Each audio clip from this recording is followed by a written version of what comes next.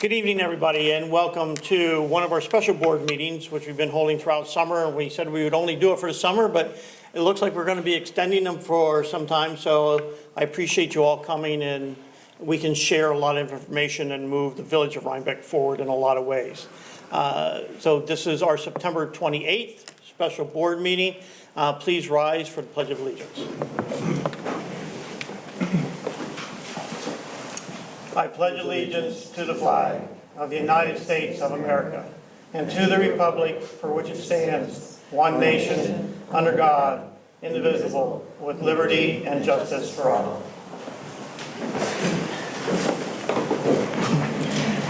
Okay, before we get started, I would just like to make a special announcement. I'm sure you've all heard that we had an incident occur on Saturday afternoon, about 12:45 p.m. at our Village Highway garage, where one truck caught on fire, was parked next to our building. It was located next to another truck that suffered collateral damage. The one that caught on fire is totaled.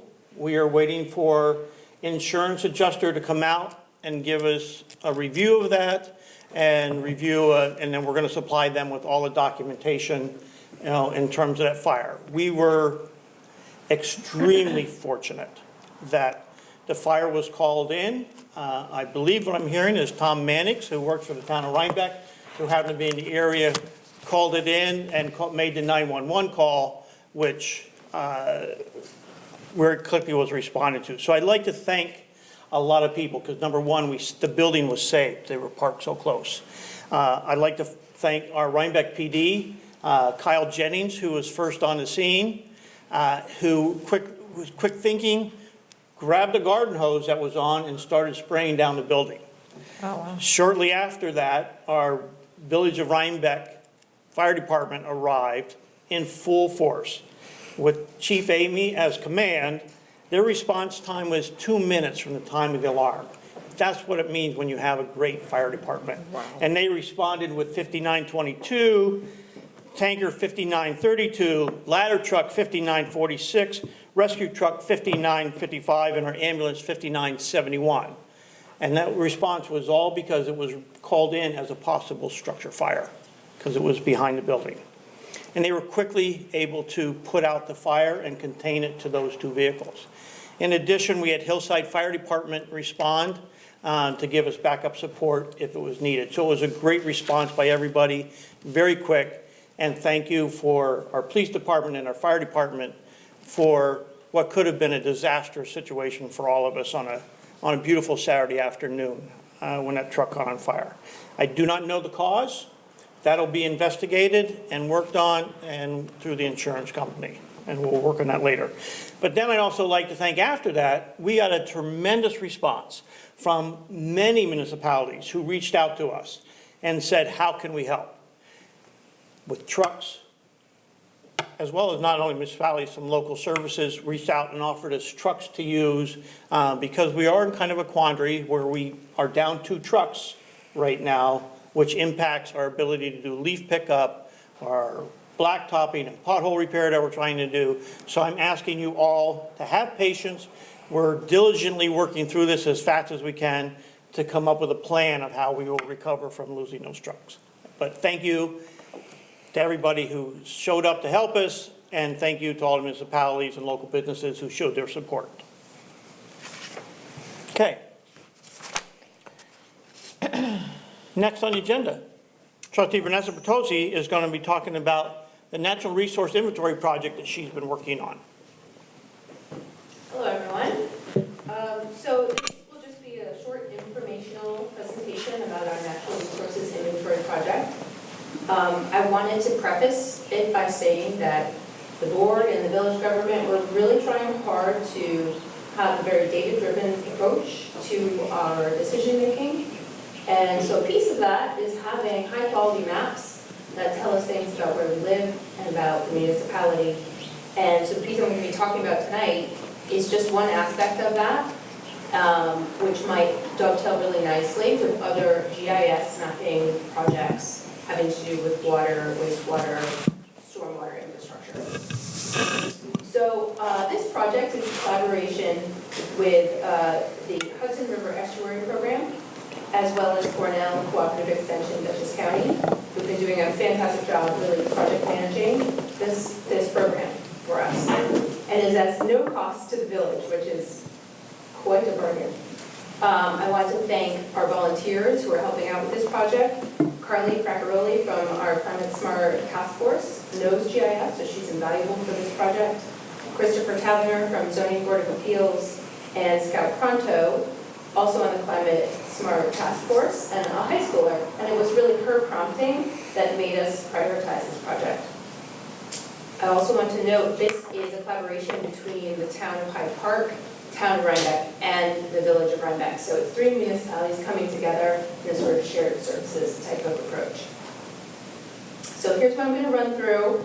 I'm going to try to speed through this pretty quick because I want to keep it brief. I'm going to explain what a natural resources inventory is, why we're doing it, what our timeline is, and I'll give you some samples of our draft maps, and then finally a couple examples of how an NRI is used by a municipality. So, in a nutshell, a natural resources inventory is a series of maps that a municipality can use to help prioritize and plan for land use, planning, zoning, climate change planning, and the like. It typically looks at things like geology and soils, water resources, habitat and wildlife, climate conditions, and land use. For our project, we'll be doing about 25 maps. And again, these are new maps, often pulling from pre-existing data sources, but all compiled into a very systematic, accessible format. So 25 combined with the town. Now, we're going to have 10 maps specifically moving into the village, and I'll give you an example of that in a second. But in addition to the maps, we'll also have a report that will analyze and give some interpretation of these maps. Because the maps are very data rich, but sometimes you need that help explain what it is that we're actually, what's the information we should be pulling out of the map. So here's an example of a town of Rhinebeck map. This is Bedrock Geology. You can see how all the bedrock is the same within the village of Rhinebeck. Does it make sense to zoom in on this and create a specific map just for the village in this instance? Here's an example of wetlands. Now, if we zoom into the village level, we will create an additional map just for the village where you can get a little bit more granular detail on wetlands within the village bounds. So again, natural resources is a planning tool. We hope it will encourage not just municipal government and committees to use it as a tool, but also these maps are for you, the public. This is a public resource for homeowners, property owners, and we do hope that students at perhaps the high school will take up these maps and use them in their curriculum. It's also a pretty heavy-hitting action for our Climate Smart program. If after the natural resources inventory is completed and we adopt it here at the village board, we gain up to 10 points, which is a lot for the Climate Smart Communities program as we work towards silver certification. We started this project in the spring when we passed a resolution agreeing to do the cooperation with Hyde Park and the town. This summer, we were collecting data and started drafting those maps. Right now, we're doing just this. We've started to get public input. All of the maps are in draft form. They are accessible to you, the public, via our website. And I really encourage you to check them out and send me any feedback that you might have as well as the board. And then in the spring, summer, we'll have that finalization of the maps, and we'll also have a narrative. And we hope to do some more public outreach in the spring as well. So here's the different, categories of maps within the Natural Resources Inventory Project. I'm going to show a few examples. This is one showing steep slopes and topography within the village. Here's one that shows flooding. Today we had another downpour. This is going to be a really helpful map. Also helpful probably for our Marist student collaborators who are studying flooding along the Lansing Hill. Here's one of the, again, these are just drafts as well. This shows forests in relation to the village, and there's a rating scale of the health of a forest. And so that's what these different color designations mean. What we did is we actually took the Tree Keeper software, the street tree inventory, and overlaid that showing our kind of urban forest, right, which makes sense on a village map. So a couple examples of how an NRI is used. Cornwall was updating their comprehensive plan, and they actually were able to save a boatload of money because they could just bring in these natural resources maps and adopt those as part of their comprehensive plan. So you can see how these different modular pieces actually fit together. Another example, here you see how Kingston put together all the layers of their maps, and then they were able to see sort of like hot spots that they should prioritize for their open space plans. So I'm really excited to see how the village of Rhinebeck will end up using these maps as a resource, and how you, our citizens, might find them interesting. Again, you can go to climatesmartrhinebeck.org, and you'll see a link there to check out the natural resources inventory. You can click through to see the draft maps. Please send me any feedback or questions you might have. Thanks. Any questions, anyone? Terrific. It's amazing. Thank you for all this work. Sure. I can't wait to see the end. Yeah. That's what, Yeah. when it all comes together. Yeah. And the maps are going to be really beautiful. We're hoping that there will be some. Can we like have them on the walls? Scale, Yeah. right? Actually, I would love to collaborate with the community to do, or maybe with Star Library or the high school or something, to do almost like an art gallery show with the maps, because they're really beautiful. Yeah. So wonderful. we'll see what we come up with. So actually, Vanessa brings a quick question, because Gary said it, when I think, I'm looking forward to it ending. And I think isn't one of the points that this is constantly updated, that as we change and replace infrastructure, if we lay a new sewer line, we can put it on the map. So the map's never really closed. They're always going to be, hopefully, as up to date as possible, reflecting current conditions. That's right. When it comes to, as I said at the outset of this presentation, right, if we have a map where we're keeping constant track and updating our infrastructure, that can then be overlaid over these types of maps. And you can layer them on top of each other so you can see how the different data sets interact. Yeah. So it never ends. Yeah, Linda. So they do that in a timeline? So, I mean, theoretically, if we had this 15 years ago, we could see how we changed the roads or how we changed the sewers or over That's time. interesting. I don't know. That's a really good question. If you can kind of click back in time. I don't know. I'll ask. I mean, at least starting now, that would be interesting. So like in 5 years, we could be at least, I don't know, kind of cool. All right. Thanks, everyone. Thanks, Vanessa. Thank you, Vanessa. Thank you. All right, if the board is okay, I'd like to make a schedule change. We have several guests with us this evening that I would like to introduce to the board as well and move forward with their appointments so that they can get on to their evening and not tied up with everything if they have other commitments. So if the board approves, I would like to move up in the schedule the appointment of our village police officers and the appointment of our emergency response coordinator. Any objections to moving that up? Okay, so with that, I'm going to lead off with, we are fortunate to have with us tonight two gentlemen who have agreed to want to work for the Village of Rhinebeck Police Department. And we're excited to have them join us as part of our ever-growing police force. If you remember a month ago, we had two retirees, and this is enabled us to keep the force going and keep everybody we have. So what I'd like to do is I'd like to introduce both of them. First, I'd like to introduce Steve Young. Steve Lung, please. Stand up, say hello. Yeah, yeah, Hello. yes. So Steve comes with us from just a wealth of experience in terms of police department work, and has done a lot of work in terms of working with the other municipalities and individuals in our organization, and he'd be great to have. We have his resume on hand if anybody has any questions. And then I'd also like to introduce Mike Plass. Good evening, Mike. Mike also, we're fortunate to have experienced officers. It comes in handy.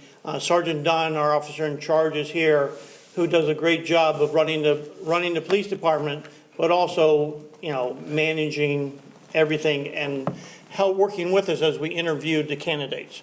So we put together a committee that interviewed the candidates that consisted of Trustee Bertozzi, myself, and who else did we have? We had Martina and Danielle Rector, where we all interviewed the candidates to bring forward.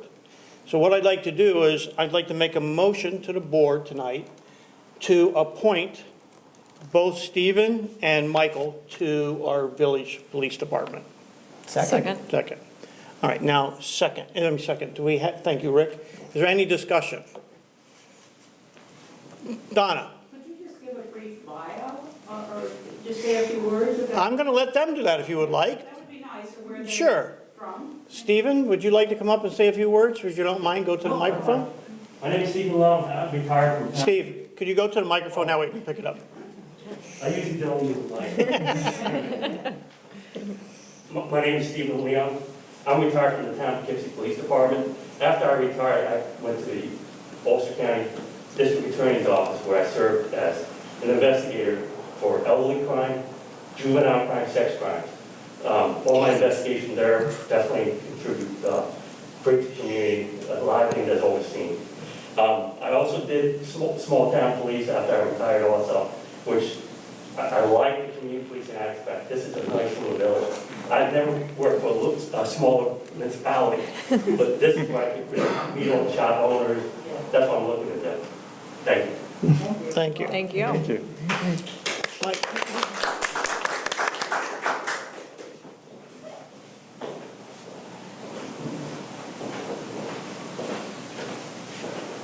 Hi, my name is Mike Glass. I've lived in Dutchess County my whole life.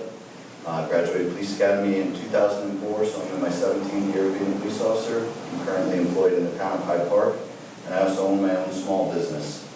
I started to become a police officer because I wanted to give back to the community for being so successful in business. So I'm really looking forward to being part of the team in the Village Rhinebeck.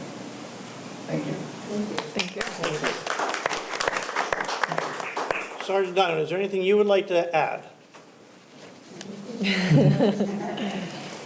Since they're going to, if approved, they're going to work for you. Now's your chance.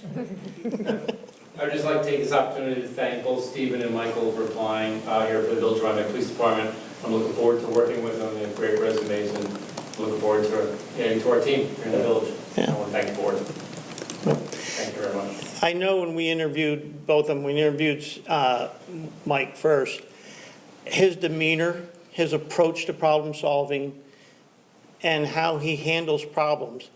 As in the memo that I sent to the board about both of them, I said he could calm a hornet's nest.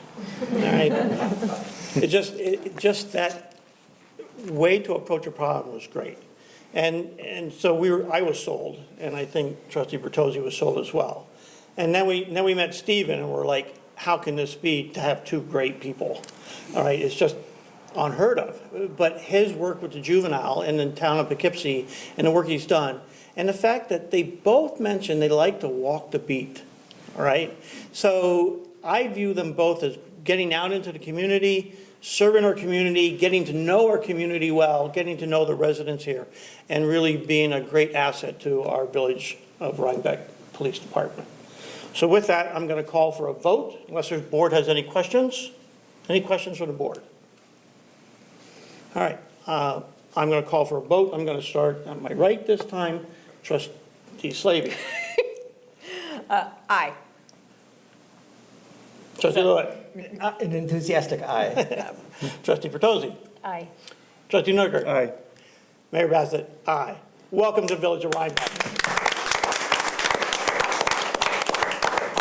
I will visit you guys tomorrow, or whenever you come in. All right, so we're jumping around a little bit. I'm going to jump ahead now also to let me just pull my paperwork up. The Emergency Response Coordinator position. Thank you all for coming. Thank you. I'd just like to give a brief summary of when I talk about emergency response coordination. If you go back in time, I really want to give credit where credit is due. We had a gentleman who served on our Village of Rhinebeck Police Department, but who adopted the role of being the emergency response coordinator, and that was Henry Campbell. Henry Campbell was a force within himself. Many of you, I don't know, had a really chance, Grant may have had a chance to know Henry very well. I got to know Henry very well, and he was just fantastic. You didn't have to think about what happened in an emergency. And then if you think about an emergency, there's the emergency that happens. That's the incident that occurs. And then there's the response that you have to deal with. And then there's the recovery phase, and then there's the mitigation phase. So it's a complete circle of events that needs to happen when you have a plan for what we need to do. As we look forward, and then we replaced Henry when Henry passed away, unfortunately, with Frank Intervella. But we were learning that things have changed in our society to the point where hospitals, schools, nursing homes, the county were all developing very robust plans within themselves, and they didn't rely as much as having us to develop the plans, but it was really to how to help coordinate those plans together and make sure we have a cohesive strategy with everybody to work on. So what we did, in the interim, we said, let's just start with a committee that can work on the response. And when you saw Sergeant Dunn, we had Sergeant Dunn, we had Chief Kyle Amy, and we had our DPW, who were really very effective at knowing the community, knowing the response, and being able to help on the response and the mitigation and the recovery side. But what we were always missing in that committee was somebody to help do the overall planning and integrate that plan together. We met with the county to say, county, can you help us do that, all right? Because they have an extensive resources that they can deploy if there's an emergency.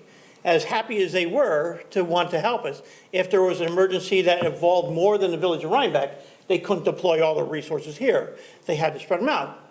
But they said, you are your first resource, and then once you exhaust those resources, then you go to the county. So if you think about the little wheel, then the big wheel, we were the little wheel in the cog, they were the big wheel, and we needed to put together a plan of what we need to do to have an emergency response system in place. Lo and behold, Kathy Tegmeyer came forward and said she had just retired from the county. And part of her job at the county was assistant to the emergency response coordinator, as well as public health. She found herself with some free time. I don't know how much free time, Kathy, you're going to have, all right? But in all cases, we started talking to Kathy about our plan for emergency response. And it's not just the Village of Rhinebeck. Even though this is the Village of Rhinebeck, it really evolves out into the broader town. So it's the Village of Rhinebeck who has the resources, the fire, the police, everything to do it, but we will incorporate the town into that. But we will be the emergency response planning team. So we will put together an organization that will respond to potential disasters within the village of town. And when necessary, we will reach out and include you, the community, both businesses and residents, in this preparedness and planning effort. So it's not done in a vacuum. It's going to be done with all of you. So we have a job description which we created, it's been shared with the board, all right? So I think to follow what we did before, I think maybe Kathy, could you come up and tell a little bit about your history and your background, and then we'll move forward. You can take this off for a minute. Hi, Hi, as the mayor said, my name is Kathy Tegmeyer. I am recently retired from the county's health department. I was 10 years total. I'll chronologically work backwards. I retired, I was the assistant commissioner, which in effect is a deputy commissioner over public health. I led the COVID response for the department the past year, a little over a year. I also oversaw public health preparedness in that role. Prior to that, I was at emergency response for the county, EMS coordinator, and the medical reserve coordinator as well. So I have quite a bit of first response background. Started as Roosevelt Fire Department, as a volunteer firefighter and as an EMT on their ambulance. My career in nursing, my background is as a nurse. I was on the flight team at Westchester Medical Center, so doing scene calls and facilities from there. Through all of that time, I also got a certification in emergency management because I really like, although I love health and I have a good background in preparedness, I really like the comprehensive view where you're looking at all the different aspects, community involvement, business, all your critical infrastructures, not just healthcare with it. So the approach that the village has with including DPW along with police and fire is huge. And I know the mayor is very interested in seeing what our healthcare organizations are doing, group homes, the hospital. So it's very nice, kind of comprehensive view.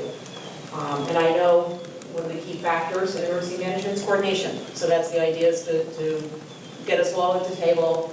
I have to do an assessment first, right? Because Henry did a lot of work.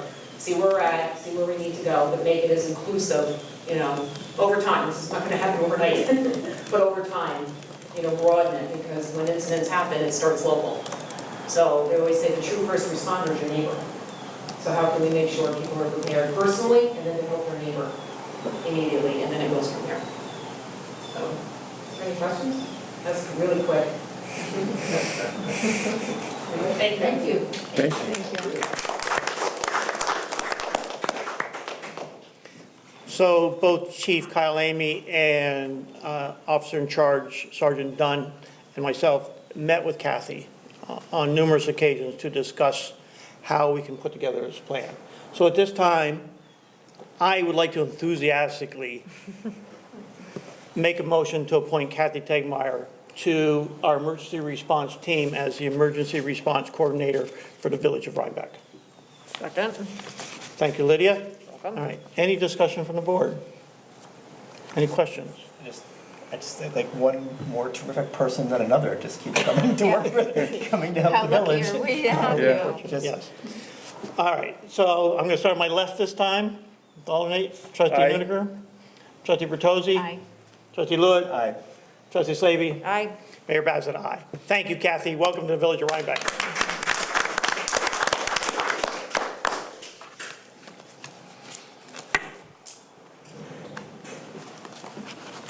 Okay. Next on the agenda is our resolutions. So we, at our last village board meeting, we all agreed to move forward to adopt resolutions for opting out of the licensing and establishment of retail cannabis dispensaries and the on-site cannabis consumption establishments within the village of Rhinebeck. But we're going to do this with two resolutions, one for opting out of dispensaries and one for opting out of consumption establishments. So I'm going to do them separately. And first thing I'm going to do is I'm going to make a motion to adopt the resolution on today's date for a public hearing to be held on our next village board meeting, which is October 12th, right? And this, for the Board of Trustees and the Village of Rhinebeck and the County of Dutchess to hereby opt out of allowing on-site cannabis consumption establishments from locating and operating within the boundaries of the Village of Rhinebeck. Do I have a second? Second. Discussion. So our sequence is public hearing, we can adopt that night if possible, and then set a referendum At that public hearing. at the public hearing. Yes, we can't do that tonight. So yes, that is the progression. To have a public hearing, depending on the results of the public hearing, then decide the next step, Okay. which could be a referendum. Okay? So, Let me hear the board first, Donna. Yeah, it's just hard to hear. Could you speak? So we're not going to reject it and then folks can go get signatures, presumably, and create a Permissive referendum. yes, permissive referendum. We're going to set a special election we're going to set it up ourselves. Instead of having people go out and march around and get signatures and stuff to create one. So that's the idea from what, Yeah, and that's what we We've been discussed. That's discussing, what we yeah. discussed at their Yeah. last meeting, the process we would move forward with. so my question would be if Martina is just going to have enough time with whatever date we set to do the, I'm currently working on a plan for how long it Absentees. really will take. My ideal timeframe would be around November 15th that week. okay. But we can't set that until we have the public Right. hearing. Tonight is the adopt a resolution and set the public hearing. Okay? Yep, All I'm right. good with this. I'd like to make a motion. Again, I'm going to start on my right, trustee Slate. Did you want to hear Oh, wait, those comments? I'm sorry. Do you have any other questions, Donna? Well, I just wasn't clear about the referendum, because I thought last time you were talking about doing it in March. Which referendum? Can you clarify the referendum? So that's what trustee Nuneker just said. There's two forms. Towns, for instance, have to do a permissive referendum, which if they adopt a local law to opt out, they need to go through the permissive referendum, which requires 20% of the signature of the municipality to sign a petition to go forward with, okay? Villages can either do that, or as village board, we can bypass the permissive part and go straight to a referendum, right? And then we will set the date for that referendum at the public hearing. So my comment is, will there be sufficient time for the public to become educated about the referendum, as we might do it as residents, or as you might do it as a village? So the way the law is written, once after public hearing, you cannot do it before 30 days, and not beyond 60 days.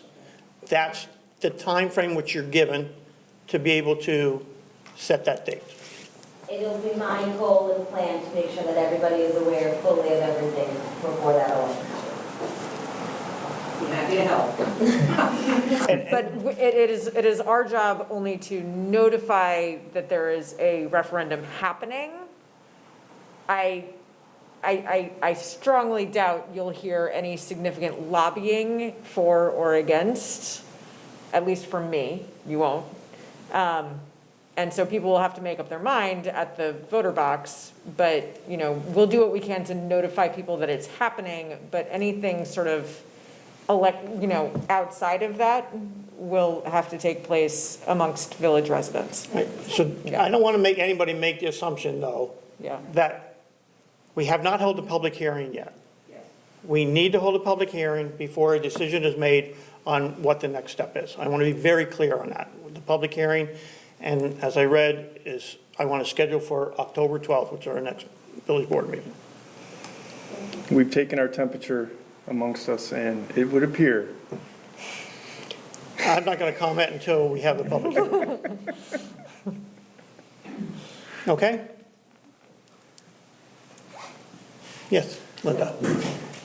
I just want to understand, when you met the last time we talked about it, there was a discussion about having a referendum with the regular election to save funding, and we opted to do it now, but I didn't realize at the time we were going to opt out, do the public hearing and do it now.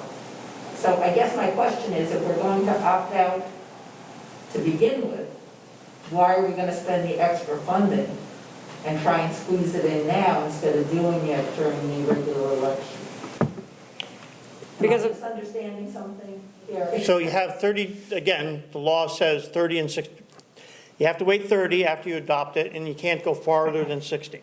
And we have to vote Right. on it before December 31st. So Right. either way, we wouldn't be able to do it in March.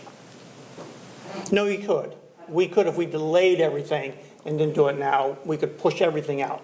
We chose not to. We chose to want to push forward with this, right, and at least try to meet the deadline of December 31st. It seems like it's naturally following the workshops we had discussing it, and the issue is sort of on people's minds. And it was my opinion that if it's a tag-along, then we might get casual people that aren't really interested in the issue that just say, oh, what's this? And then just vote one way or the other. But if we have a special election on it, it's going to be taken more seriously by the voters. And if we opt out, we have to have an election, either by permissive or not by permissive. There has to be, unless there's, if the board were to choose to go through the permissive route, then it would be dependent on the public to collect the signatures, not on us. But I think the point here is really to get it in front of the voters. The bottom line is that we're trying to get it in front of the voters. We want the voters to have their say on this question. And this is the most straightforward, most time-efficient way to do that. I read the state law, and I found it very confusing for the village as opposed to the town, which has different rules. Right. And So as to what the timeline was and what in fact was required, if you read one interpretation, suggests it isn't even necessary. right, so we've been advised by our lawyer for this particular route that we're taking. And we want to have it in front of the voters. That's what we talked about during our last meeting. And the town cannot do what we're doing. The town has to go down the permissive route. Right. That's, their path is set, what they've done. Okay? All right. Based on resolution for opting out of on-site cannabis, again, Public hearing. the public hearing is set for October 12th. At our next, I'd like to call for a vote. Trustee Slavin. Aye. Trustee Nuneker. Aye. Excuse me. Trustee Lewis, thank you. Aye. Doppelgangers. Aye. Mayor Bassett. You already voted. Aye, all right. Now, it's the same process going forward for the second resolution, which is the Board of Trustees of the Village of Rhinebeck, County of Dutchess hereby opts out of allowing retail cannabis dispensaries from locating and operating within the boundaries of the Village of Rhinebeck, with a public hearing to be set October 12, 2021 at 7 p.m. Village Hall, 76 East Market Street, New York. Second. Thank you, Trustee Lewis. Discussion. Hearing no discussion, I'm going to call for a vote. Trustee Nuneker. Aye. Trustee Petossi. Aye. Trustee Lewis. Aye. Trustee Slavy. Aye. Mayor Bassett says aye, yes. All right, so the next event will be a public hearing to be held on October 12th. Is that going to be, Can we schedule that at 5? yeah, prior to the, Oh, it's our monthly We just meeting. voted. Oh, sorry. Okay, so it'll happen during the meeting at 6, 7. 7, 6? So we'll start 7 o'clock is what we have in the resolution. Oh, okay, great. So we'll just start our meeting and then we'll take a break and do it at 7 and then, okay. Or we'll start our meeting early. Okay, And maybe be done early, and maybe have the vote, okay? Okay. 7 PM? 7 PM. You all had a chance to comment. Okay, thank you. Next, resolution to ban glycophosate on village properties. I'm going to turn that over to Trustee Petossi. Yes. So, this is basically setting a policy for our departments here in the village government to not use the herbicide or pesticide, as it's known, glyphosate. I'm not sure if I'm pronouncing that correctly. Commonly known as Roundup. The resolution is attempting to encourage the public to also refrain from using these chemicals on private property, though we don't have a way to enforce your use. These products are sold, but out of concern for our staff and protecting our natural resources on our municipal properties, we are going to refrain from spraying these chemicals. Also included in this resolution is the fact that if we were to have to spray or use these chemicals, that we would have to have someone certified and authorized to do so, whether on staff or an outside vendor.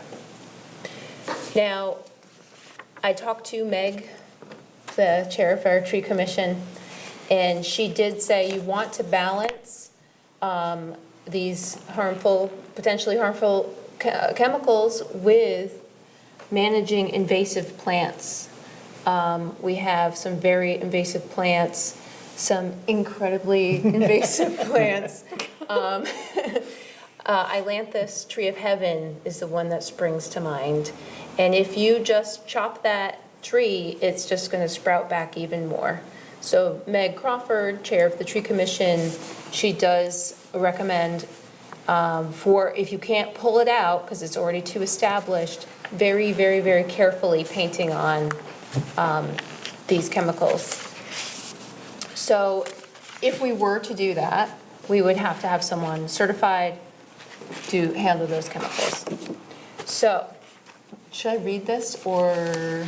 I would at least summarize the last part. I've summarized it here. Yeah. And also within the resolution, it links to the DEC, New York State Environmental Conservation Law, that oversees the use of these chemicals. So I'd like to thank the community for bringing this issue to my attention. And we've already talked to our departments, and we will no longer be using these on our municipal properties. I'd like to. I don't think we have. I'm sorry. And so I'd like to make a motion to adopt the resolution. Second. Thank you, trustee Lewis. Any discussion? Do we have or know anyone who's certified in this Not of, active certification? not as employees of the village. Yeah. We do not have anyone. So I think it's still a topic of discussion, whether we want to have someone on staff who's certified, or to find an outside vendor, you know, if it comes to a point where we need to use these chemicals. I would be of the opinion to use an outside contractor if and when. Okay, I think I'd be the opinion of getting at least one of our employees certified. I think it's a $450 permits, 30 hours of education, something like that. So I think it'd be nice to have somebody on staff, so that if we're out pulling, you know, cutting down trees or something, that we have the ability just to handle a situation like that. Yeah. We don't have to. At least one person who can be called on for Yeah. all departments. Yeah. So who is that going to be? I mean, you want to have a discussion now, or you want to we can handle this offline, it doesn't have to be, because it could be highway, it could be water, wastewater, right? And it could come from anybody, right, in Right. terms of needing that. So I think we can decide that. We don't need to decide that today, if We'll everybody's just look okay. into who that might be. Yeah, we could ask them who wants to do it. Yeah. Yeah. Wants to do it. Yeah, who wants to, They don't want who to wants handle to it. handle the? We could tell someone they have to do it. Yeah, and the other thing I wanted to raise is New York State actually passed a law, Assembly Bill A73-2B, where they're no longer going to be using glyphosate on state properties. So it's, Do they have a similar carve out for like painting it on with people who are trained? I read that law, I didn't see that in Potentially. there. I don't think so. Oh, okay, interesting, okay. But if you go to DEC, it's very clear, you know, municipal properties are handled very differently from private properties. But Right. I wanted to use this as a little bit of a PSA to the public. And I'll post on the tree commission, I'll post Meg's suggestions for how to handle invasive plants. Okay? Any other discussion by the board? Thank you, Vanessa. Yeah. Okay, we have a motion, we have a second. I'm going to call for a vote. I'm going to go for show of hands. All right, all in favor, say aye. Aye. So carried. Thank you, Vanessa. Thank you. Just so you know, all the departments have been informed. So water, wastewater, highway are aware that we're doing this. Okay, next, I'm going to keep you on the hot seat here, Vanessa, on mitigating bias and diversity training. Yes. Are you ready? Sure. Okay. Are you okay? Yeah, I'm just making a note, a to-do. Yeah. Okay. this is an RFP for a facilitation and training group. So you might recall during our police reform work, one of the things the committee spoke about was how working against racism is something that's not just the responsibility of our police department, but everyone in the community has a role to play to have a deeper understanding of these issues and to strive towards more equality and a sense of belonging for everyone. And so we as a board, I believe it was back when we were doing our budget planning, we decided to set aside some money in the budget to be able to look at ourselves and our staff at the municipal government and actually do some trainings as a government workplace. Because not only are we a small workplace with about 30 employees, but we're also trying to hold ourselves up as representatives of our community, and we have a responsibility to you, the public, to be very mindful about these issues. So I drafted an RFP, and I'd like for us to go out and start looking for a facilitator to lead us through this work. Do you want to talk about just kind of the phase that you and I spoke about in terms of proceeding, Yes, yes. just so everybody is aware? Right. So in discussing this idea, we really felt like a good place to start would be the leadership and get us all on the same page. So that would be us, the board, and department heads as the initial group to take part in these trainings, with the hopes that if we can all come together on this issue, that then we can then branch out into the various departments. So that would be the core group, our sort of leadership team. I just want to comment that our police force has already had the bias training and have already gone through that. So, but none of the rest of the organization has participated in that. And then once we get beyond that, this core group, and we can work with the facilitator, was to expand it to the rest of the departments and the rest of all of our employees within the department, and eventually get to where we're having the fire department, which is all volunteer force as well, participating. Yeah. Which is a big group. And you know, there are other groups in our community here in Rhinebeck who are doing similar work. I know Culture Connect did a whole series of trainings with their board. And I think the school district was also doing some work with their staff and administrators and teachers.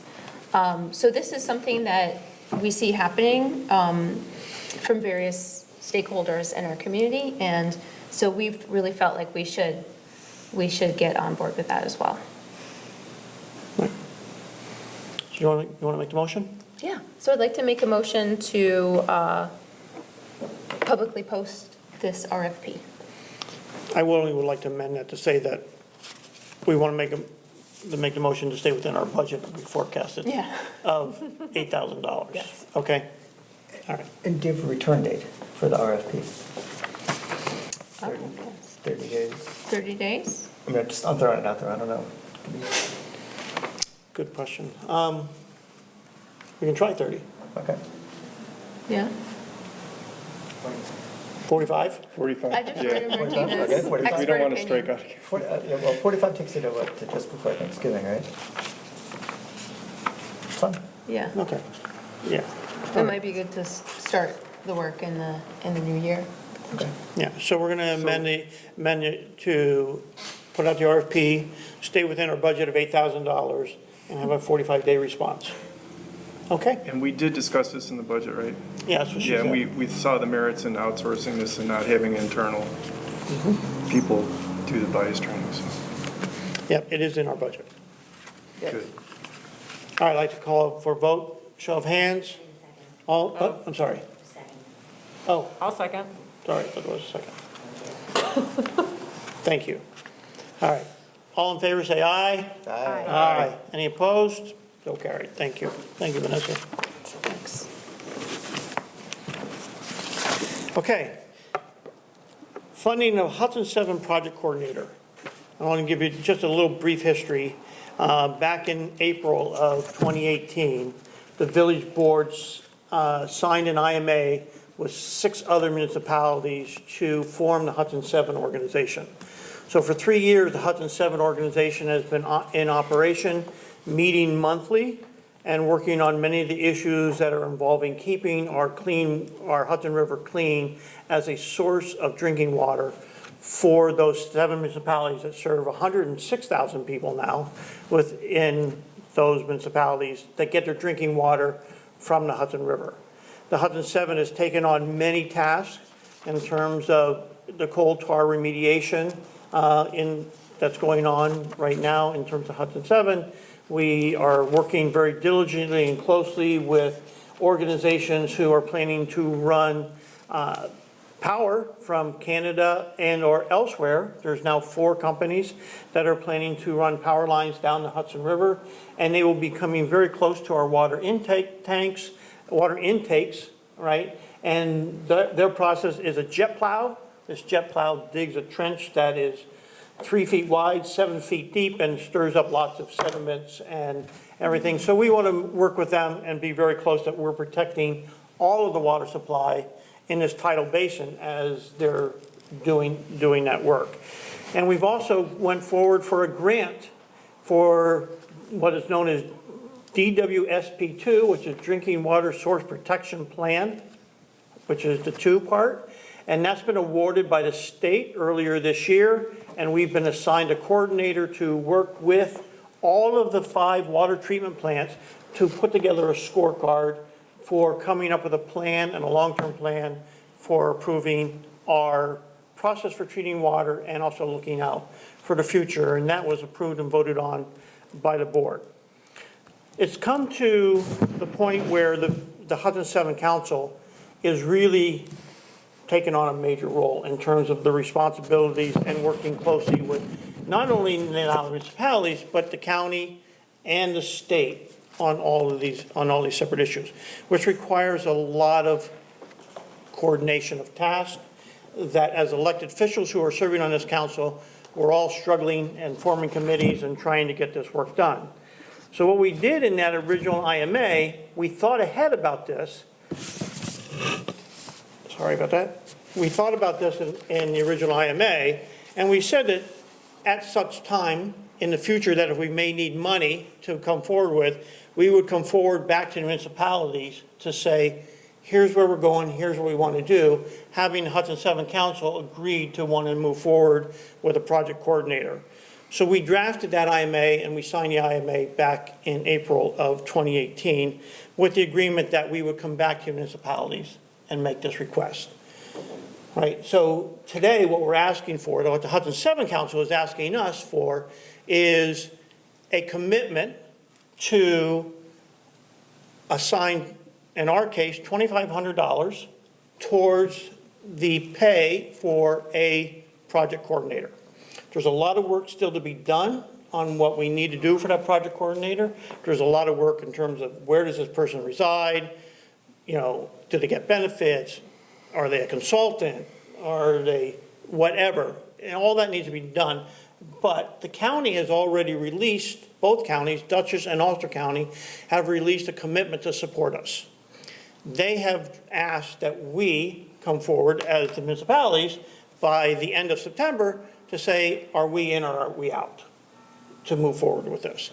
So we've gone to each municipality. So far we've heard from everyone except for us, Hyde Park and Esopus, all right, in terms of the commitment for a project coordinator to work for the Hudson 7, which then we would go forward and work on a plan to figure out how this person would conduct their work and how we would do it. The Hudson 7, as you know, is not a municipality, doesn't have a board, doesn't have an administration staff, doesn't have any of that. So we need to figure that out to go forward. But this is to say, can we get the commitment, which we have from the counties and from several of the municipalities now, to move forward to explore this. We're not asking for money today. We're just asking for, can we put this in our budget? So if we move forward and can get this, that we will give the money towards it.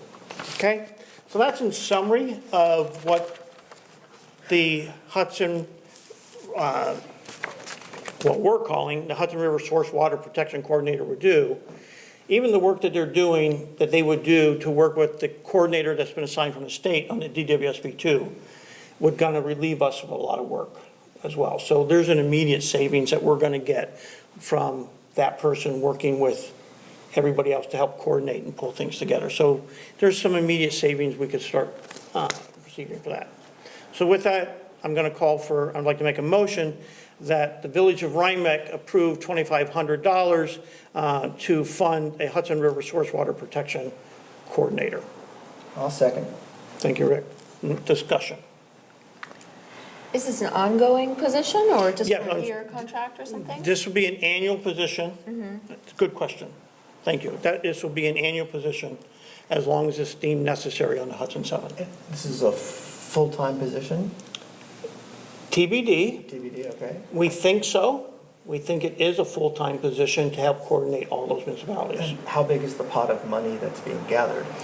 The municipalities have pledged, the larger communities have pledged 5,000, so city, town of Poughkeepsie, Hyde Park are 5,000. The smaller municipalities, Village of Rhinebeck, Town of Rhinebeck, Esopus and Lloyd are $2,500 each. So there's, our commitment rolls up to $25,000, which isn't enough to fund it. So then we're gonna work with the county and say, we have our commitment, if we so approve, now we gotta work with the county. But the county wants our commitment so that they go forward in their plan, like most of the towns are doing right now. Towns are in the planning process. We're out of the planning process. So would this person be an employee of the county? No, Oh, okay, definitely not. It says river keepers. okay. Yeah, and that's still TBD, to be honest with you. It is, there was subject to be, because they have the staff and the wherewithal to house and Yeah, do it, but quite honestly, I'm giving you my opinion. When we hire a coordinator, we don't want to be beholden to the county. yeah. And even though we work closely with Riverkeeper and they're on our board as technical advisors, if they so choose someday to want to take on something that we as the Hudson 7 do not, we don't want to be beholden to them. So the discussion as it's evolving is to make it an independent person. Just trying to So- think through how we could get them benefits, just make them an employee of one of those municipalities, but. Yeah, that's, I think you're saying what I'm concerned that there's no entity that's really taking this employee under their wing and that there's no bylaws, there's no 501c3, there's no, I don't think you're a public benefit corporation. I would approve this as a one-off, like a $2,500 contribution toward this person's efforts to work on this drinking water source protection program. But as far as being, once you hire someone, I don't really want us to be on the hook, kind of giving money to a 501c3 or wherever the entity that employs this person lands. It just seems a little fuzzy and. Granted, there are things that have to be worked out yet. Yeah. And that's why we needed to get the commitment so that we can know forward to try to put that plan together. It's a chicken and egg kind of thing, so I'm not disagreeing with you. I'm just saying that as the council, we felt it was best to move forward to see if we can get the commitment, and then we would put the resources behind it, and we'll come back to the board. Yeah, I And mean, say, like- this is what we have, this is Right. our proposal, this is where this person is gonna be, this, whether it's X, Y, or Z, here's what we're gonna do, and then ask for the payment of the money. In the future, if this part-time employer or whatever, there's an entity that, there's insurance and there's an employer and there's a 1099 or whatever, then what if one of the other communities comes up a little light or they change their mind, then we're gonna just be pressured to double our payment and things like that. You're thinking like a lawyer there, Brant. Yeah, all right, yeah, I mean, Go wrong. I could create a lot of hypotheses that may happen in the future. We may someday get out of COVID too. But this is where we're at. Just a quick thought is to maybe look at how some of these water authorities and wastewater authorities that are joint with other municipalities and kind of see how they're put together. And that's exactly one of the things we're working on. The town of Poughkeepsie has a water board authority, and we're looking at their, yeah, and see how they're doing it. And I've spent a lot of time with Supervisor Jay Baisley, who's Vice President of the Hudson 7, to discuss how they do it. So we don't want to fall into those pitfalls that they've fallen into, so we're trying to learn. But we want the counties to come back and tell us, here's our commitment, but we want the counties to come back. And if they're going to give us enough money to make this position worthwhile, that we can do. I mean, if this is really just like a, yes, we support the idea of a paid human paying attention to just this one issue, I think it's great that there will be one person whose sole job it is to pay attention to our water source. Well, they will work with the Hudson 7 Council. Well, right, yeah, exactly. But I mean, like, the council has a lot of other things that they think about. And so I think it's great that you all are thinking about having someone whose job it is to think about these horrible things that are happening to our river all the time. And so if that's all that you're asking us for tonight is just a, yes, we think this is a good idea, yes, we're willing to give $2,500 depending on all of the things that we all need to figure out, then. And we'll come back with a Yeah, plan. then that makes sense to me. Yeah. Okay. And we can opt out of the plan? I'm sorry, Linda. Sorry. And then after the 2,500, you see that it's gonna cost X, Y, Z, and there's all this that Grant has brought up. Can you opt out at that point? Yeah, we can Or are opt- you committing now to having that if everyone on the board at Hudson 7? We may not be able to figure out how to put this all together. And so, yes, at that point, we're out. Okay, and so it's just the $2,500 right now? Yeah, but if we move forward, it's an annual $2,500 to put into the budget. Okay, any other discussion? I'm going to call for a vote, show of hands. Aye, all in favor say aye. Aye. Aye. Opposed? Nay. No problem. Okay, motion carried. I think Lydia did. I think it's Rick. Rick? I don't remember, I'm sorry. This side of the We table. sound exactly the same. Side of the table. Play it back on the tape. All right, highway utility truck purchase. Okay. So this truck purchase is unrelated to the truck fires, which we had over the weekend. Back when we were doing budgets, we approved money to purchase a new crew cab pickup truck for the highway department. Basically, the situation in the highway department is they had one vehicle which was involuntarily retired in an accident.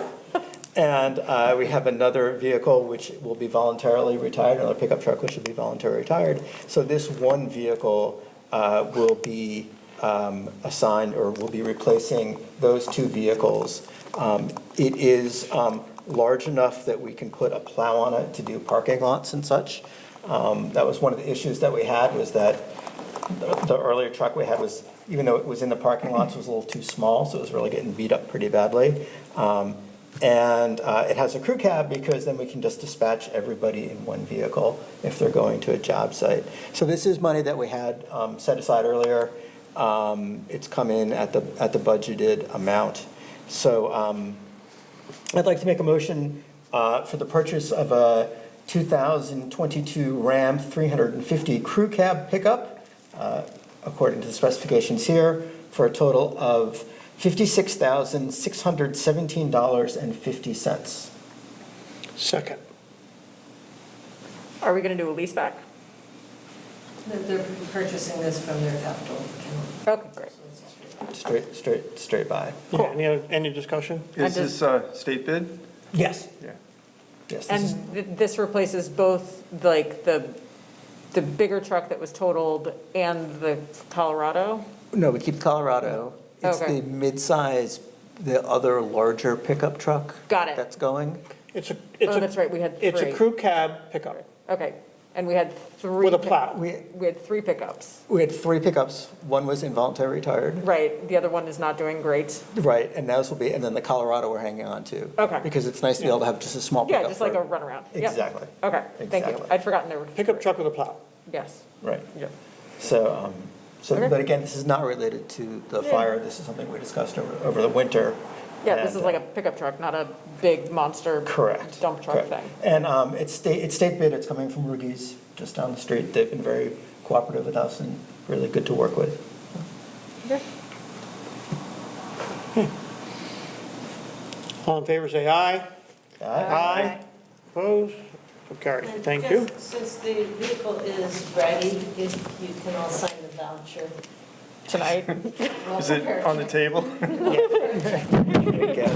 then just, I'm sorry, just a quick, I do have one voucher for the cleaning person that was missed at the last board meeting, and I didn't want to make them have to wait, so if you can sign that, I will do those 2 Okay. checks tomorrow.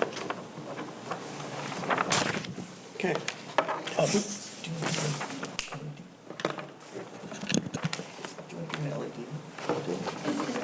We can later. Let's get through this. All right, so you want to do the tree? You want me to? I'll do the tree. Okay. Okay. So earlier this month, in a somewhat sad incident, a large old oak tree on Oak Street dropped a large limb, on a resident's truck, or excuse me, resident's vehicle, and did a lot of damage. It's a beautiful old oak tree. It may be one of the original oaks on Oak Street, but we're concerned, obviously, when a tree starts dropping limbs. We had a professional arborist go out and take a look at the tree, and basically the arborist, the most important thing they did was take core samples. And the purpose of the core sample is to find out how thick the live wood is around the circumference of the tree. It's a very large tree, I think about 40 inches. We received a report from the arborist, and unfortunately, it was not good news. Basically, he said that a tree of this size should have about 14 inches of good, solid wood around the outside. And in some places, this tree was down to 6 inches. It's enough that the tree can transport nutrients and water up and down the stem, so it looks pretty healthy, but it becomes a structural a hazard. The tree also, years ago, it sits sort of in the road a little bit, and at one point it was paved all the way up to the base of the trunk. So basically, that's a situation that generally causes root decay and decline. Oak trees do have a large central root. It's hard to know whether that is intact or not. But between those two factors, the girth, the lack of wood, and the paving up to it, we did get the recommendation that the tree should be removed. So we talked about that last meeting. Martina went out immediately and called 3 of our local tree services. Professional. Professional. Make sure these are professional tree services. These are professional tree services, yes. 3 professional tree services. We received bids from 2. There's another here, one being from Dave's Tree Service, and the other being from Mike's Tree Service. No polysyllabic names.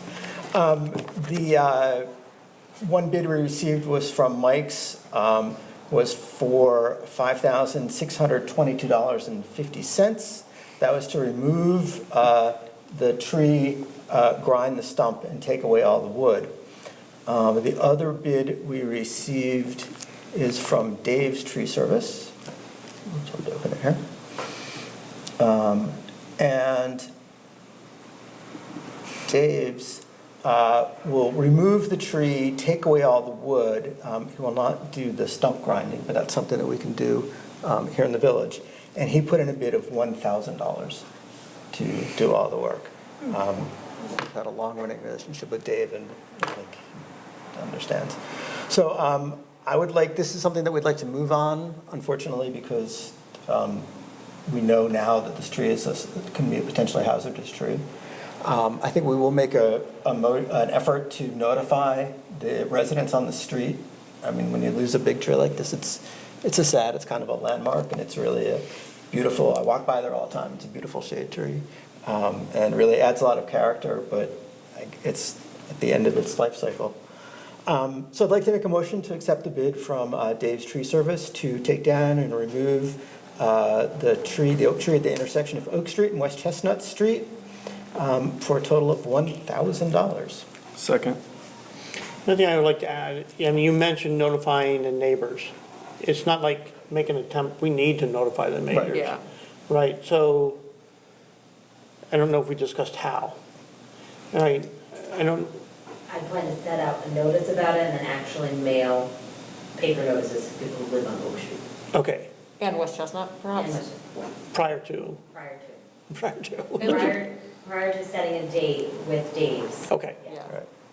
And I should mention that the Tree Commission has been involved in this the whole way through, so that they've all seen this, and everybody just reluctantly agreed that this was the course that has to be taken. Okay. And the reason we're taking it down rather than the property owner is because the tree is actually And in the road. in the road. It's in the road. It's a very odd situation where the sidewalk, it's the tree, there's tree, road, tree, sidewalk, and then homeowners. Yeah, so it's in our zone there. Okay. May I say something? Oh, yes, Dorothea. I'm the owner of the house, and my car is the car that was, hit by this large branch. And I want to mention that there is now a second branch, which used to be horizontal and is now going like this. And that branch is fortunately over the driveway. I'm not parking in the driveway. But there are other branches that are very high over my house. So, and I'm concerned that if any of those fall from a height of perhaps 50 feet, that they will definitely go through the roof. Therefore, I would like the tree to be taken down as quickly as it can be. So now we're talking about mailing, notifying residents first, and, I'd like some kind of time frame. Well, I'll be calling Dave tomorrow, so I'll have to see what his schedule is. But this should all be happening sooner rather than later. Sooner rather than later, is that what you said? Yes, I have to speak with Dave's Tree Service to see what his schedule is, but I'll be calling him tomorrow. Okay, Martina, can I stay in touch with you? Yeah, of course. Well, and maybe what we could do if we need to save time is, I could just go for a walk and hand deliver. Yeah, I was going to say I would do that too. Yeah, I mean, depending on how this works, I think it's important to both get the tree down as soon as possible as well as notify the neighbors. So, I think we can do this expeditiously, yeah.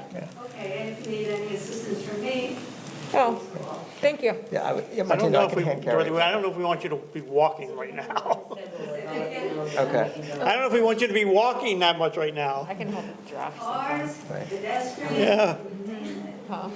Put a table up out in front of your house and we'll put pamphlets on it.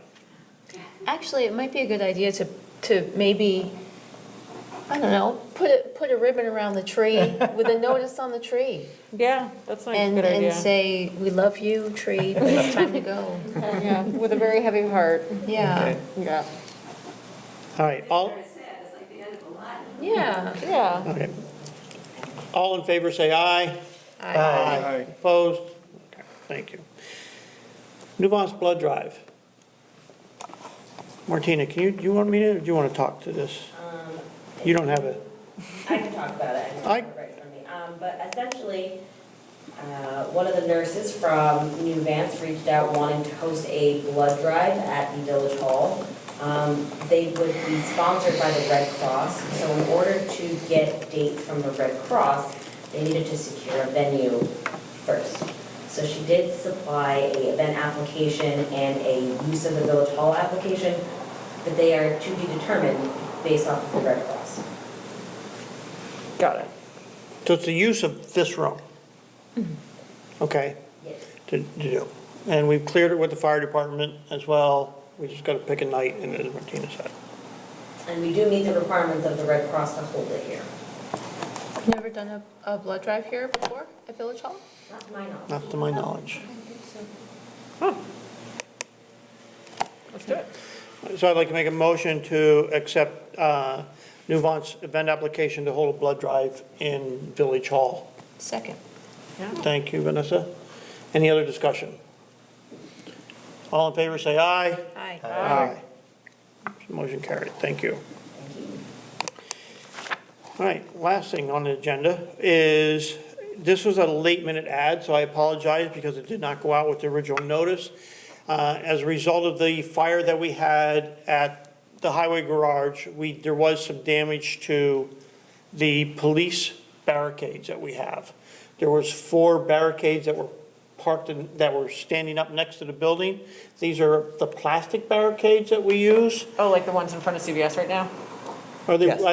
yeah, like that. Okay. Yeah, like that. And they unfortunately melted. I mean, mess back really melted. All right. Oh, God. So, I think I have it here if I can find it.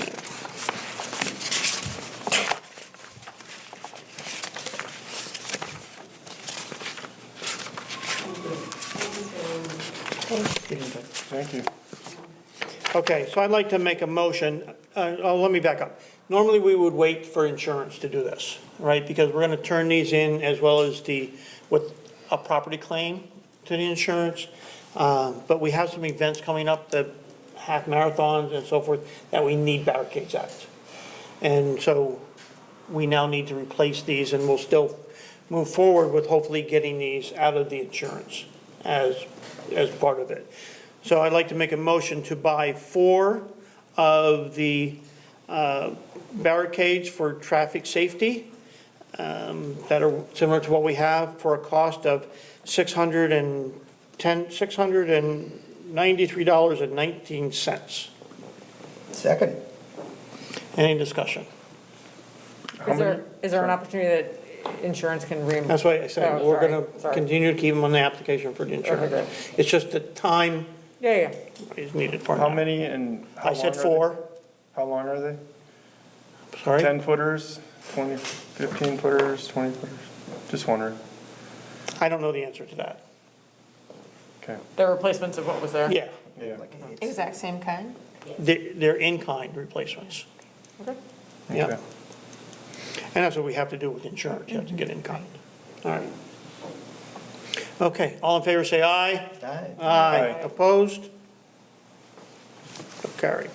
All right, I think, Rick, you wanted to say one more thing about one thing. lights? So finally, at long last, the replacement process of the village's streetlights to a complete LED system is finally underway. The company overseeing it, Wendell Engineering, we've been in contact with. So far, they've replaced 90 lamps and nodes which control the lamps, mostly on the north side of the village, but they'll be spreading out. That 90 is about a third of our installed, a little more than a third of our installed base. And not tonight, but the night before, they've done it on Chestnut Street. So I just took a nighttime walk up and down Chestnut Street. And you can really see a difference, a really interesting difference.